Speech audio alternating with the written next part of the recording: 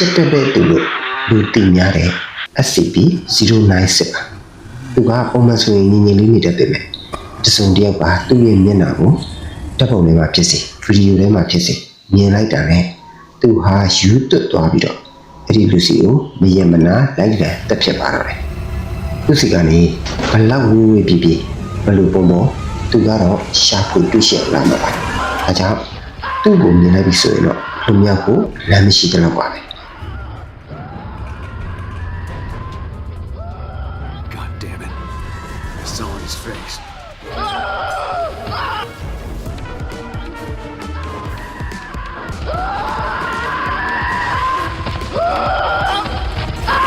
Greetings.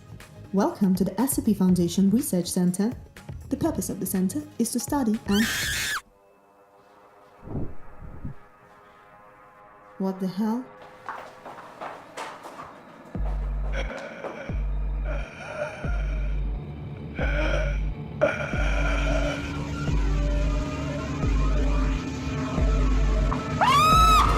I record this message as a warning.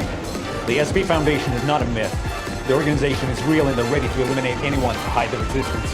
If you're listening to this, your life is already in danger.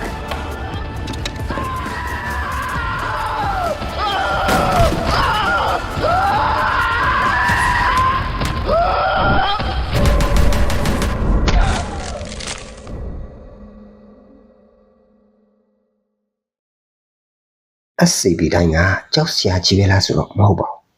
ချစ်စရာကောင်းတဲ့ SCP-999 လည်းရှိပါတယ်သူကတော့လိမ္မော်ရောင်ဂျယ်လီတုံးလေးလိုဖြစ်ပြီးတော့လူတွေကိုပျော်ရွှင်အောင်လုပ်ပေးတတ်ပါတယ်